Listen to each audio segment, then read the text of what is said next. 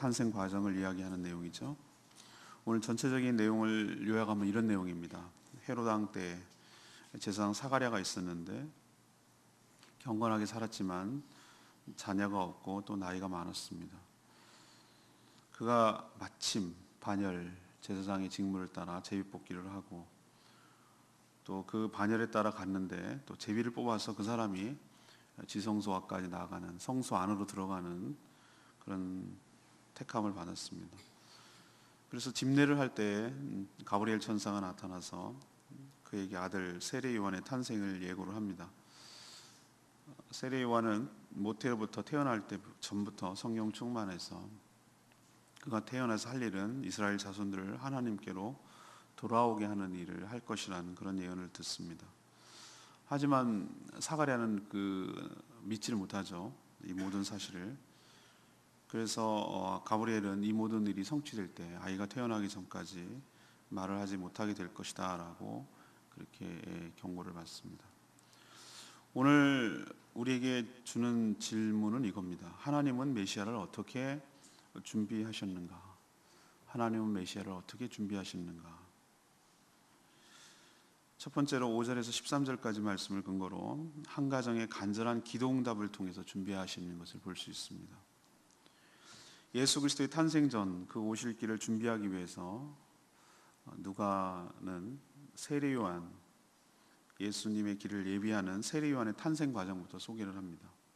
하나님이 어떻게 치밀하게 준비하시고 예비하시는지를 보여주시기 위한 것입니다. 헤롯 왕 분봉왕이죠. 이 모든 일이 신화나 전설 같은 얘기가 아니라 우리 실제 역사에서 일어났다는 것을 깨닫게 하려고 그때 통치하던 왕 이름을 기록하는 것입니다.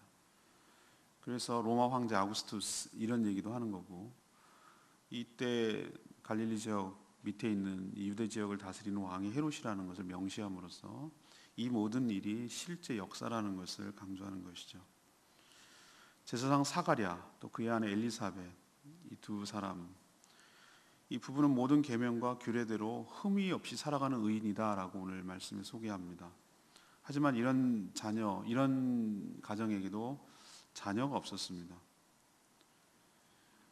또 나이가 많이 지났기 때문에 희망이 없었죠. 자녀를 생산할 수 있는 희망이 더 적었습니다. 이렇게 하나님 앞에서 경건하게 살아가는 자들도 이런저런 삶의 어려움이 있다는 것을 우리에게 알 수 있습니다. 주를 섬기는 제사장의 직분을 감당해도 또 이렇게 흠이 없이 경건하게 살아가는 자들에게도 인생에 기도 제목이 있고 어려움이 있다는 것이죠. 하지만 인생의 어려운 그 문제가 이 부부에게는 기도의 제목이 된 것이죠. 그리고 믿음으로 인내한 것이죠. 마침이라고 표현하는데 우리는 그 시간을, 인간은 그냥 마침, 우연이라고 생각하지만 마침이라고 표현하는 그 의도는 우연을 빙자한 필연이라는 것이죠. 하나님께서 이제는 때가 되어서 이 모든 일을 풀어가시려고 마침이라는 표현을 쓰는 것입니다.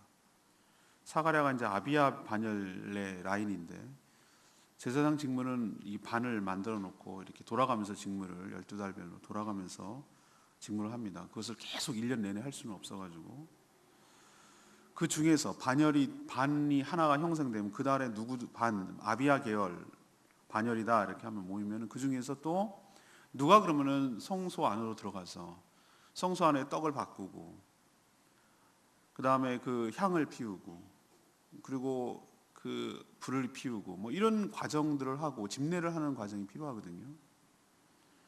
그럼 누가 할 거냐? 이것조차도 제비뽑기를 통해서 했는데 이거 역시 마침이라고 표현된 것이지만 사실은 하나님께서 예비한 대로 이 사가랴가 제비 뽑힙니다. 하나님이 뽑으신 거죠. 왜? 가브리엘 천사를 만나고 이런 과정을 얘기를 해야 되니까. 그래서 성소에 들어갔을 때 하나님 보낸 천사를 만난 것입니다. 하나님의 때에, 하나님의 장소에 하나님께서 역사하시는 것을 볼 수 있습니다. 이 부부가 얼마나 간절히 기도했겠어요? 그 기도의 응답 형태로 하나님은 천사를 통해서, 가브리엘 천사, 좋은 소식을 전하는 가브리엘 천사를 통해서 통보를 하는 것이죠. 얘기를 해주시는 것이죠. 너의 기도에 응답이 되었다. 아들을 낳을 것이다. 그가 예비하는 놀라운 일을 감당하게 될 것이다. 오늘 첫 번째를 통해서 우리에게 하나님이 교훈을 주시는 것이 있습니다. 우리 성도들도 어떤 삶의 태도를 취해야 되는지를 볼 수 있어요. 그건 사가랴 부부처럼, 엘리사벳 부부처럼 우리도 살면서 늘 좋은 일만 있는 것은 아니고 힘든 일도 있는데, 그것이 하나님 앞에 기도 제목으로 바꿀 때, 그리고 믿음을 가지고 간절히 기도할 때 하나님은 마침 그 기도의 응답의 형태로 하나님의 역사를 펼쳐 가게 될 줄로 믿습니다. 하나님은 그런 식이에요. 항상 행하시는 것이. 사람을 통해서 일하시고 사람을 준비하셔서 하나님의 역사를 이끌어 가시는데, 그러면 준비된 사람이 뭐냐? 기도하는 사람이에요. 그는 자신의 소원을 얘기를 한 것이었어요. 근데 하나님 그 소원을 사용하셔서 그 기도 제목을 응답의 형태로 아들을 주심으로 그 가정의 귀한 아들, 하나님의 아들 예수 그리스도를 예비하는 마지막 선지자이자 주의 길을 예비하는 자로 세례요한을 그 가정에 주신 것이죠. 여러분도 삶의 어려움이 오히려 하나님의 일을 하는데 도구가 되기를 원합니다. 그렇게 되려면 그것을 기도 제목으로 바꾸시고 믿음을 가지고 절망하지 아니하고 간절히 기도할 때 그 기도의 응답의 형태로 하나님께서 여러분의 삶을 개입하실 뿐만 아니라 한 개인, 한 가정의 삶에 개입하는 것이 아니라 하나님의 역사를 위하여, 주의 나라를 위하여, 주의 길을 예비하심을 위하여 놀랍도록 사용하실 수 있는 길을 열어주는 것이 여러분의 기도, 그 응답이 그런 형태가 될 줄로 믿습니다. 그러니까 낭망하거나 실망하지 마시고 하나님 앞에 간절히 기도하면 오늘 표현대로 마침이라는 표현을 쓰지만 마침이 아니라 하나님의 때에 여러분의 삶에 개입하시고 응답하여 주실 줄로 믿습니다. 두 번째 얘기는 14절에서 17절까지 말씀인데, 그러면 하나님은 어떻게 메시아를 준비해 가시는가? 두 번째 응답이에요. 대답인데, 한 성령으로 충만한 종을, 성령으로 충만한 한 종을 예비해서 준비하신다는 거예요. 제사장 사가랴가 가브리엘 천사를 통해서 들은 말은 정말 충격적이고 놀라운 말이었어요.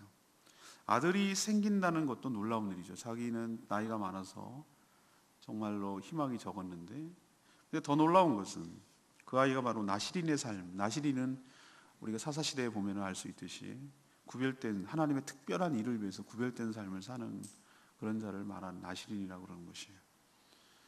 모태로부터 성령의 충만함을 받고, 모태로부터, 태어나서도 아니고 모태로부터 성령이 보편화되기 전까지는 사사시대 사사처럼 하나님의 특별한 일이 있을 때만 성령으로 충만했는데, 세례 요한은 예수님 오시기 전에 마지막 선지자인데 모태로부터 벌써 충만했다는 건 범상치 않다는 거죠. 술을 먹지 않는다, 이건 나시린의 삶이거든요. 머리에 삭도를 대지 않고, 하여튼 평범한 삶이 아니에요. 완전히 구별된 삶을 살 것인데, 왜 이렇게 살 것이냐라고 예고를 하냐면, 그를 통해서 이스라엘 백성이 하나님께로 어떻게 한다고요? 많이 돌아오게 하는 일을 감당할 거기 때문에 하나님의 특별히 택한 자로서, 선지자로서 구별된 삶을, 역할을 하기 위해서 그렇게 한다는 것이죠. 가브리엘 천사는 아버지가 될 사가랴에게 이런 얘기를 합니다. 네가 낳을 아들 세례 요한은 엘리야의 심령, 엘리야 선지자가 구약을 대표하는 선지자거든요. 엘리야의 심령 플러스 엘리야의 능력, 이 두 가지를 가지고, 엘리야도 그 바알에게 절하는 척박한 환경 속에서 하나님께 그 백성들을 하나님께로 돌리기 위해서 무단히도 애를 썼던 선지자입니다. 그리고 선지자들 수많이 역사적으로 지나갔지만 엘리야만큼 능력이 탁월한 선지자가 없었어요. 근데 세례 요한이 그럴 거라는 거예요. 엘리야의 심령, 그리고 엘리야의 능력을 가지고 주 예수 그리스도 메시아 앞서 와서 하나님이 아버지의 마음을 자식에게, 또 거스리는 죄인을 의인의 슬기란 지혜를 말합니다. 돌아오게 하는 역할을 한다는 것이. 하나님 아버지 멀리 떠나고 탕자처럼 지멋대로 살아가는 인간들에게 다시 하나님 아버지께로 돌아오게 하는 역할을 감당한다는 거예요. 그래서 세례 요한이 한 일이 여러분들 잘 알다시피 무엇입니까? 와가지고 요단강가에서 회개하라, 주의 나라가 가까웠다고 선포한 것 아니겠어요? 그래서 그로 인해서 수많은 자들이 회개하고 돌아와서 그의 제자가 되므로 예수 그리스도에게 그 제자를 넘기죠. 사실 베드로 같은 사람들은 다 세례 요한의 제자들이었습니다. 그러니까 그렇게 쉽게 그를 따를 수가 있었던 것이고, 보라 하나님의 어린 양이로다 이렇게 얘기를 하고, 나는 저 신발끈도 매기 어렵다라고 얘기를 하는 것은 그런 뭐라고 그러죠? 전조 작업, 사전 작업, 사전 그 준비가 되어 있었기 때문에 예수 그리스도의 사역이 굉장히 평탄했던 것이에요. 주님께로 돌아오는 역할을 이 세례 요한이 한 게 된 것이죠. 그래서 뭐라고 얘기했냐면은, 이것은 이 아이들이 태어난 이 세례 요한이 태어나는 것은 이렇게 놀랍도록 주를 위해서 백성을 준비하는 일이기 때문에 너희 한 가정의 기쁨을 넘어서서 오늘 표현에 의하면 많은 사람이 그의 탄생을 기뻐할 것이다. 그리고 너의 아들은 주 앞에서 큰 자가 되는 것, 이렇게 될 것이다. 이것이 모든 부모의 소망이기도 하죠. 하지만 세례 요한만 그렇게 해야 되겠습니까? 우리는 모두 어떤 의미에서는 세례 요한의 삶을 살아야 될 줄로 믿습니다.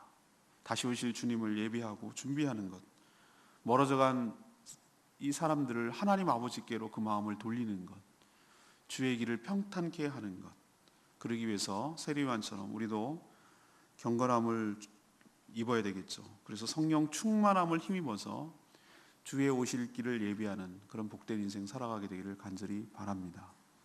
오늘 두 번째 얘기는 뭐냐? 하나님은 어떻게 예비하고 준비를 하느냐? 제가 첫 번째 말씀드린 것은 한 가정의 간절한 기도의 응답의 형태로 하나님의 역사가 일어난다. 그럼 두 번째는 뭐냐? 경건하게 살고 나시린의 삶을 살고 구별된 삶을 살고 성령으로 충만한 자를 통해서 주께로 돌아오게 하는 일을 감당한다. 그러니 여러분도 세례 요한처럼 준비된 자로서, 성령 충만한 자로서 하나님 아버지의 마음을 떠나 있는 수많은 자들을 아버지께로 돌아오게 하는 일에 귀하게 쓰임받는 복된 인생 되기를 축복합니다. 세 번째 얘기는 18절에서 25절까지 말씀입니다. 불신을 확증으로 바꿔서 준비하신다는 것이죠. 앞에서 사가랴는 아주 긍정적으로 소개됐습니다. 굉장히 경건하고 흠이 없는 자라고 했죠. 계명대로 살아가는 이 의로운 부부이고, 부부 모두 나이가 많았지만 자녀를 두고 기도하는 자라고 이렇게 표현하고 있습니다. 하지만 막상 가브리엘 천사로부터 그 기도가 응답되었다라는 말을 듣잖아요. 근데 듣고도 믿지를 못하는 거예요. 여전히 자신과 아내가 나이가 많아서 이것은 불가능합니다라고 스스로 생각한 것이죠. 우리도 이 사가랴처럼 기도는 하지만 기도만 할 뿐 하나님께서 들으시고 이것을 응답하시리라고 생각하지 않는 성도가 의외로 많아요. 자신의 인간적인 생각과 자기가 배운 경험, 지식, 자연세계 여러 가지 이치들 뭐 이런 것을 가지고 하나님을 제한할 때가 얼마나 많은지 몰라요. 어떻게 우리 애가 나이가, 우리가 부부가 이렇게 나이 많은데 애를 낳아? 이게 보통 대부분의 사람들이 갖는 상식이죠. 근데 자기의 상식을 하나님께까지도 들이댄다는 말이죠. 이게 문제예요. 난 안 돼. 근데 안 된다고 치면 자기의 조상 아브라함은 어떻게 됐겠어요? 자기보다 더 나이가 많은데 100세인데.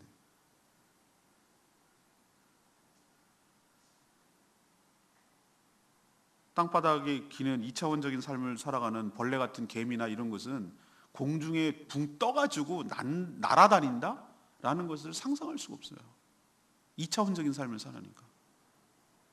3차원적인 삶을 살면 공간이라는 것이 생기면 그 공간을 살아가는 사람 존재는 알죠, 그거를. 우린 거기다가 4차원을 해요. 시간까지 더해요. 똑같은 공간을 하나가 영원히 지배하는 것이 아니라 그 공간은 시간만 다르면 또 다른 것이 그 공간을 차지할 수 있다는 4차원을 살아야. 4차원을 미친 사람으로 하는데 그게 아니라, 예를 들어 저는 그 영화, 자꾸 또 영화를 잊어버리는데 그거 무슨 영화죠? 네? 인터스텔라. 그래, 인터스텔라 보고 내가 깨달은 게 있어요. 아니, 미래와 현재가 공존할 수 있다? 나 그 생각을 할 수 있다는 게 난 너무너무 놀라운 거예요. 아니, 물론 상상이긴 하지만 현재와 미래가 공존할 수 있다. 그러면 이건 4차원도 넘어선 거 아니에요. 우리는 늘 시간의 지배를 받는다고 생각하는데 시간도 넘어서 버린 거 아니에요.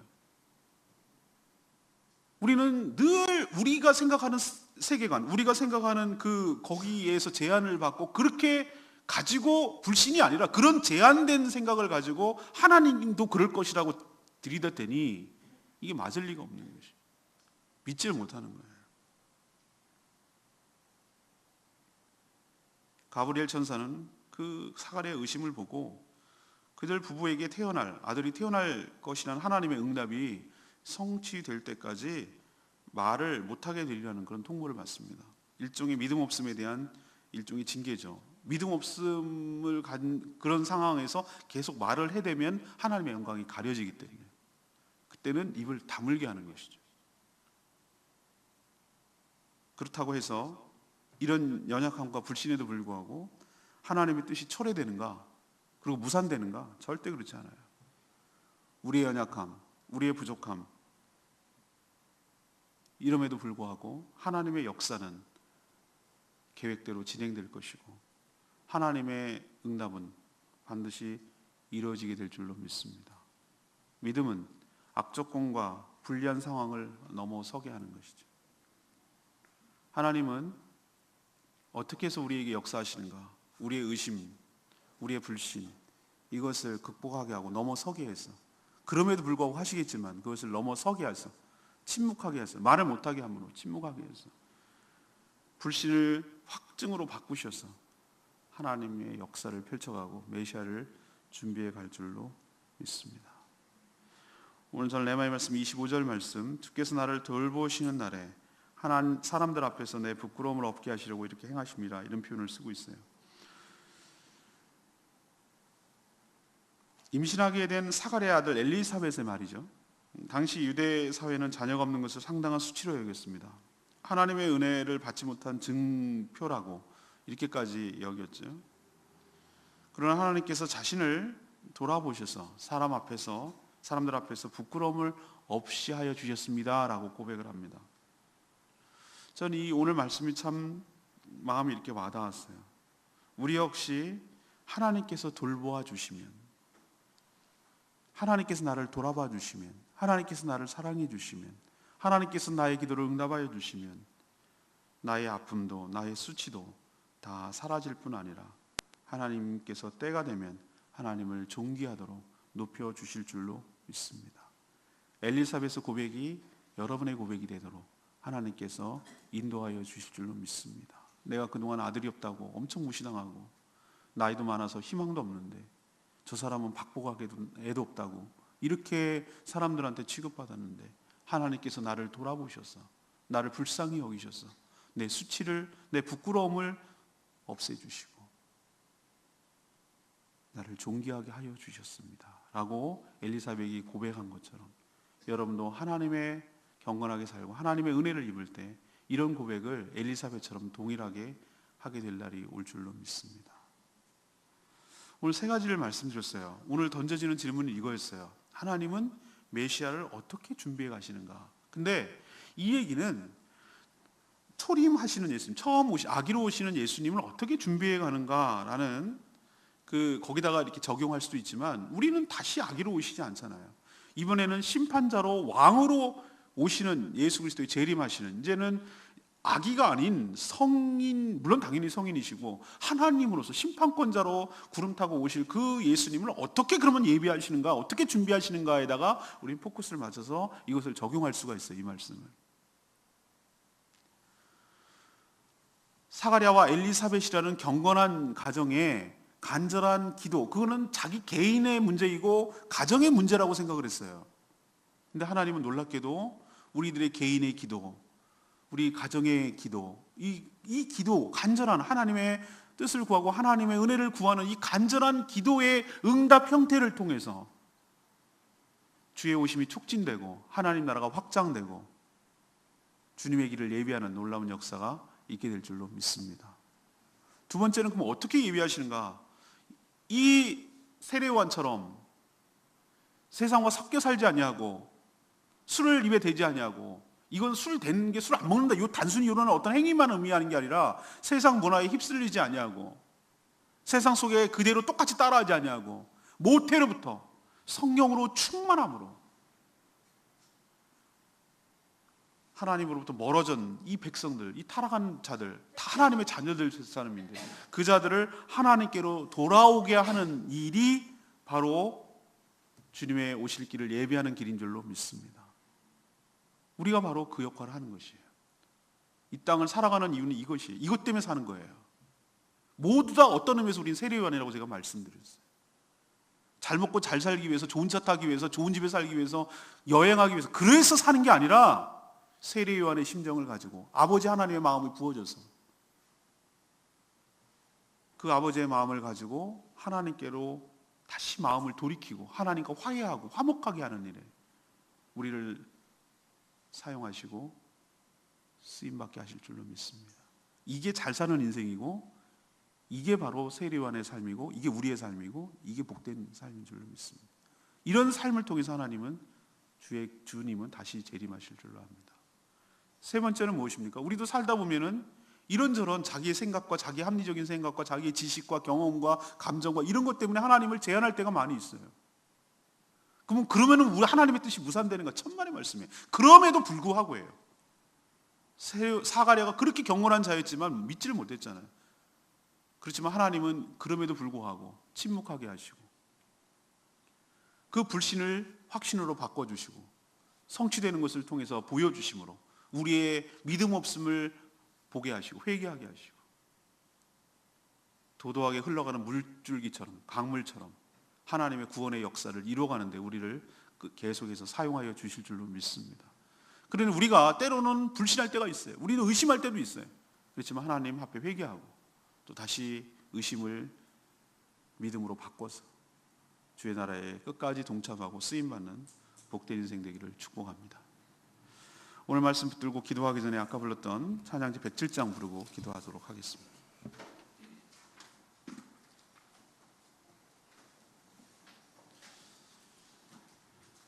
찬양지 107장 주의 사랑을 주의 선하심을 가사를 보시면 참 은혜로워요. 주의 사랑을 주의 선하심을 주의 은혜를 생각해봐요. 하늘보다도 더 높으신 아버지의 사랑 크고 놀랍다. 아버지의 사랑 크고 놀랍다. 내 어찌 그 사랑을 잊으리. 내 어찌 주의 공유를 잊으리. 나의 영혼의 모든 소원을 만족시켜 주신 하나님, 개인적으로는 사가랴 엘리사벳의 소원을 만족시켜 주셨습니다. 그들의 소원을 만족시킴으로 백성들의 소원, 죄 가운데 사단의 가운데 빠져 살아가는 백성들의 소원을 만족시켜 주시고 궁극적으로는 아버지 하나님의 마음, 아버지 하나님의 소원을 만족시켜 주신 그 하나님인 줄로 믿습니다. 우리의 소원도 엘리사벳 사가랴 부부처럼 그 소원도 만족시켜 주실 줄로 믿습니다. 그러니 우리도 믿음을 가지고 간구하며 나가는 저와 여러분 되기를 소원합니다. 우리 말씀 생각하면서 이 찬양 같이 부르겠습니다. 주의 사랑이 주의 선하심이 주의 은혜를 생각해보라.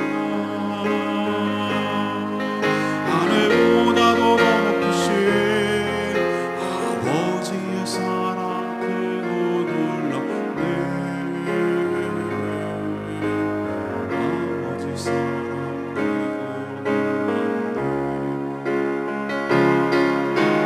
내 어찌 그 사랑이지니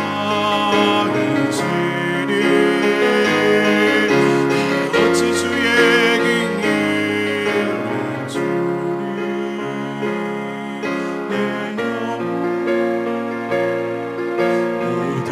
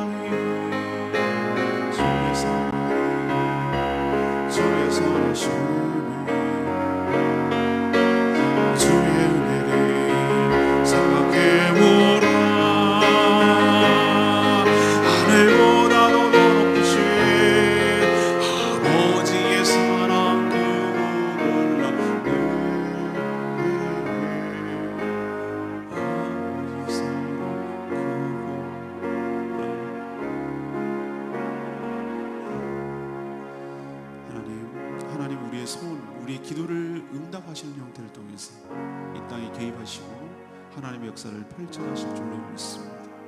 성령으로 충만한 자를 통해서 아버지의 향하도록, 돌이켜서 아버지 하나님 마음을 향하도록 우리를 사용하여 주실 줄로 믿습니다.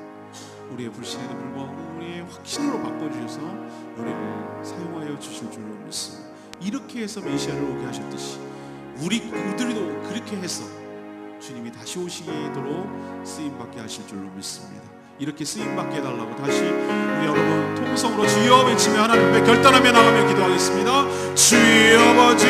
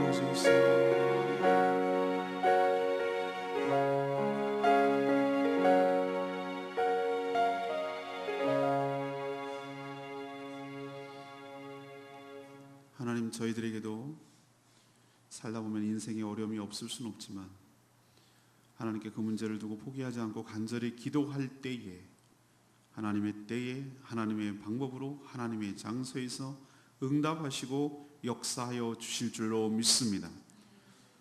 그 기도는 개인 가정의 응답이지만 곧 하나님의 개입이며 하나님의 역사이며 하나님의 섭리일 줄로 믿습니다.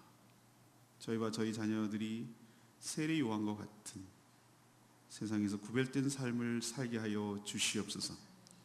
엘리야의 마음과 엘리야의 능력을 갖게 하여 주시옵소서. 그래서 죽어가는 영혼을 주님께로 인도하는 데 귀하게 쓰임받게 하여 주시옵소서. 주님 앞에 크게 쓰임받는 자로 살게 하여 주시옵소서. 주님의 기쁨이 되게 하여 주시옵소서. 믿음이 부족하여 의심할 때도 있지만 그럼에도 불구하고 결국은 주님의 은총으로 하나님의 계획이, 하나님의 역사가 실현되며 응답될 줄로 믿습니다. 엘리사벳의 고백처럼 주님께서 부족한 저희를 돌아봐 주셔서 부끄러움을 다 없게 하시려고 이 모든 일을 행하셨습니다 라고 고백할 날이 반드시 올 줄로 믿습니다. 그러니 저희들이 낙심하지 않고 사가랴 엘리사벳 부부처럼 간절히 기도함으로 세례 요한이라는 놀라운 응답을 받게 하여 주시옵소서. 오늘도 하나님 앞에 간구하고 기도하는 모든 것들 응답하여 주시고 오늘도 주님과 동행하며 주님의 뜻에 순종하며 살아가는 복된 인생 되게 하여 주시옵소서. 주님께 모든 것 맡기옵고 예수 그리스도의 이름으로 축복하며 기도합니다. 아멘. 오늘 하루도 믿음으로 승리하는